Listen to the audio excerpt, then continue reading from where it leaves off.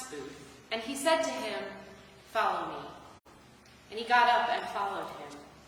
And as he sat at dinner at the house, many tax collectors and sinners came and were sitting with him and his disciples. When the Pharisees saw this, they said to his disciples, "Why does your teacher eat with tax collectors and sinners?"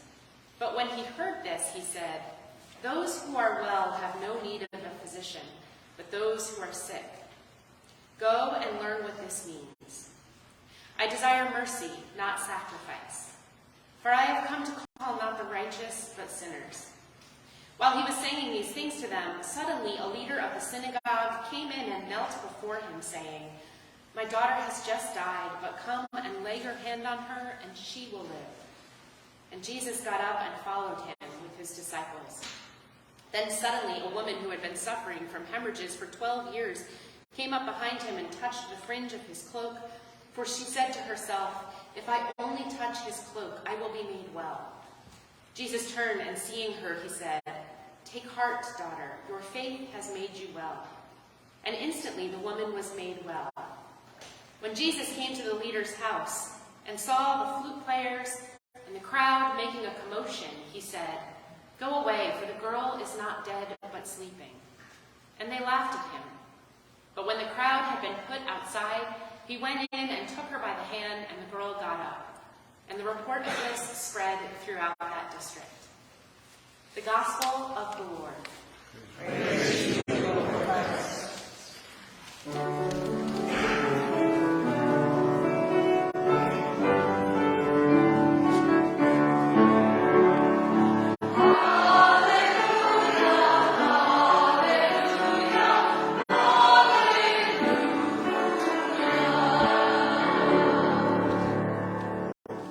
May God's word be spoken and God's word be heard.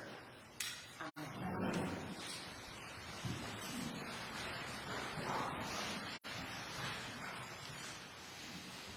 No matter who you are, no matter where you have come from, no matter what you have or don't have, no matter what you believe or don't believe, no matter who you love, you matter here. And you are welcomed here by this community and by God who knows your name and wants to be in relationship with you.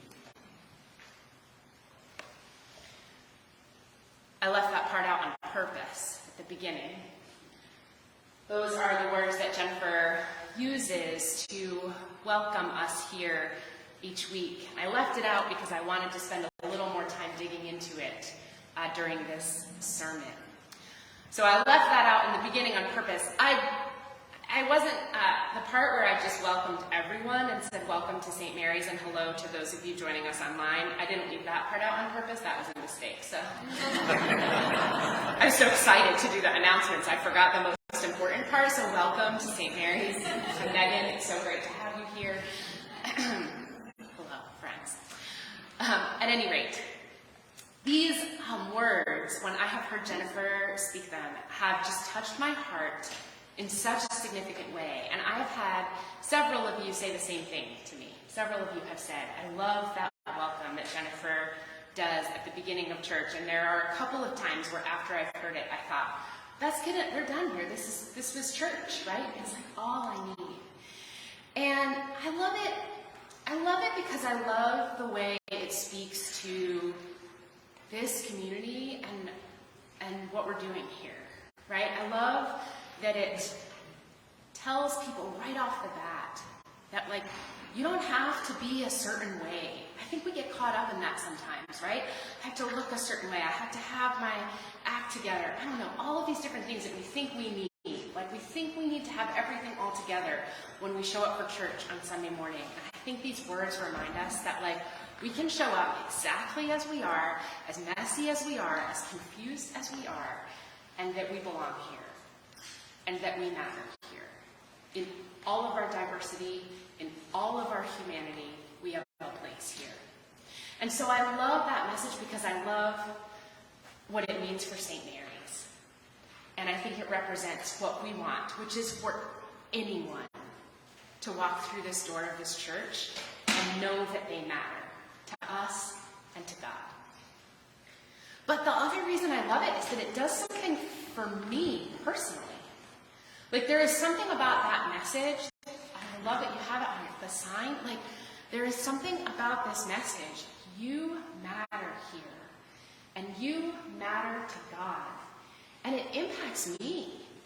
It touches my heart in a way that I can't fully describe. And I think that you could assume that because I'm an ordained priest in the church, that I have a level of comfort in church on a Sunday, which is true.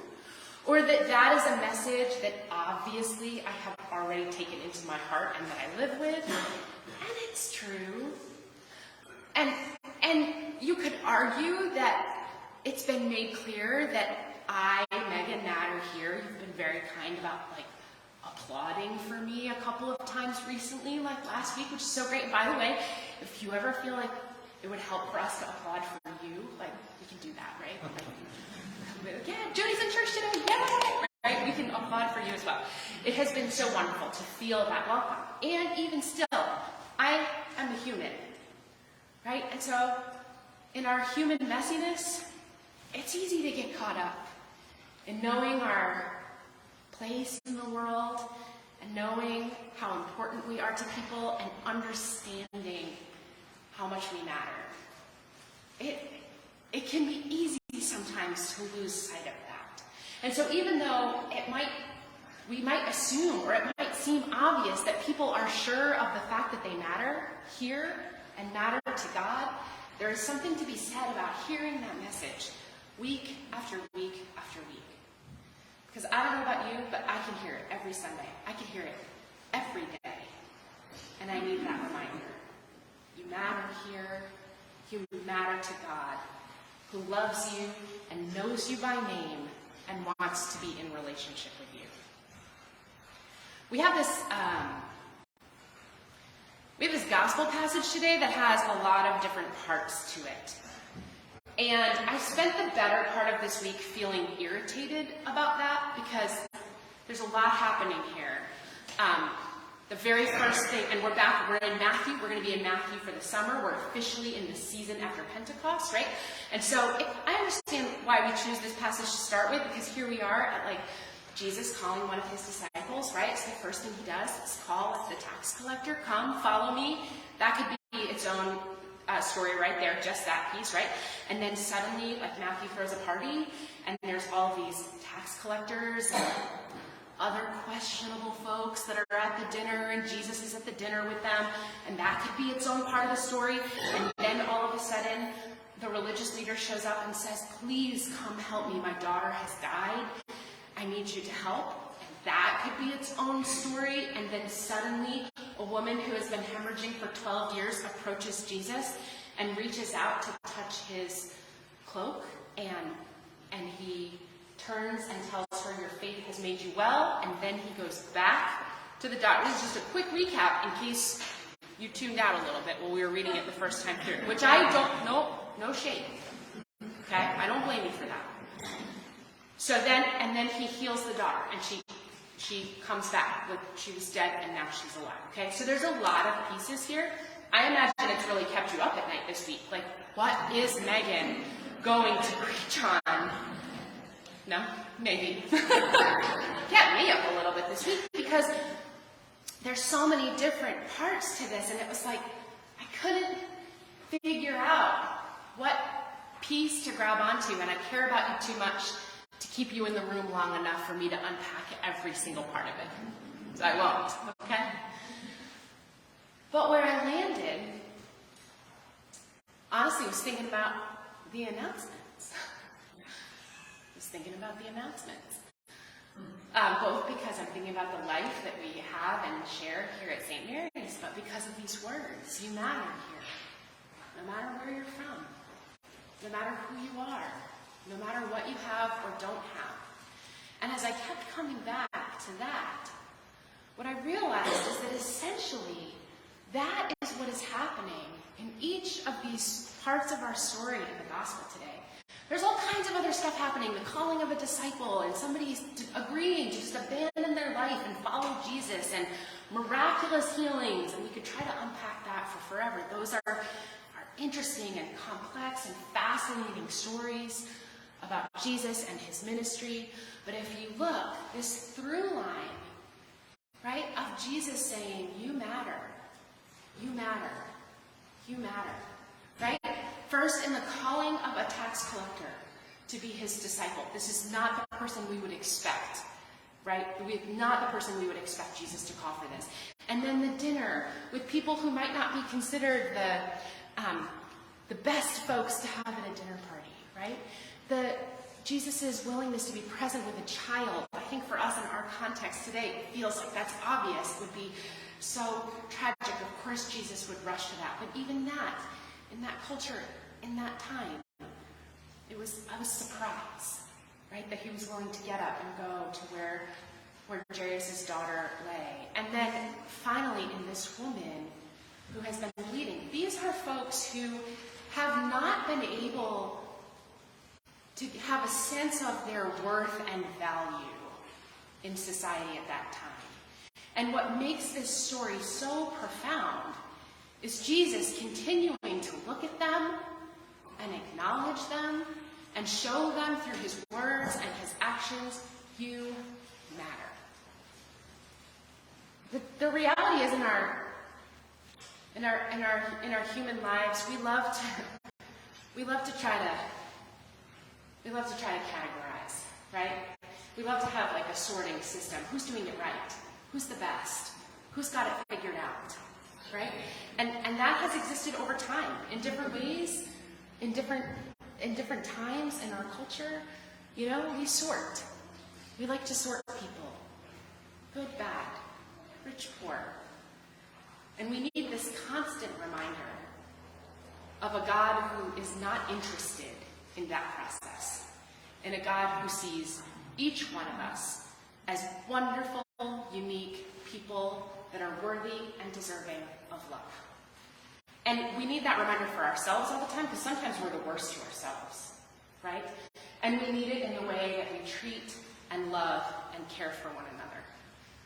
And so we need these words. You matter here. The unfortunate truth of it is the church, as it represents our humanity and an institution that has had some power over time, the church has done some damage. The church continues to do some damage, right? One of the reasons that it's important for me to go and be present at the Pride Festival next week is because so many members of the queer community have received messages from the church that they are not okay, right? And that the way they live their life is unacceptable to God. That is a message that the church has and unfortunately in times continues to deliver. And there's this opportunity for us to show up and say, that's not our narrative. That's not the God that we know and love and that we know knows and loves you. And this is just one particular audience, but all of us in different ways have received messages from the church or messages that we've kind of inherited from past generations about how we might not be enough or how we're not doing it right. And that's just not how God's love works, right? It is unconditional, and we are enough, and we are worthy of that love. And we need to hear these words so we can believe it ourselves, and so that we can be part of doing the healing work in the world around us. If I'm being totally honest, I have had my own moments where I've thought about jumping ship on the church. Not God. I've never wanted to jump ship on God. But I have had moments where I've wanted to jump ship on the institution, because it's hard to have such a clear alliance with an institution that has at times hurt people. And I would maybe do it. I would maybe jump ship if I actually thought it would help. But the truth of it is, me leaving the institution, any of us leaving the institution of the church, would not eliminate people's longing for God. And it would not eliminate the need for healing and the need that people have to hear the message, you matter here, and you matter to God. And so I will not leave, both because I have experienced so much truth, so much love, so much abundance, but also because I want to be part of the healing that can happen, and I want you to be part of the healing that can happen, and helping people know and understand you matter here. No matter where you're from, no matter who you are, you matter to this church and to God.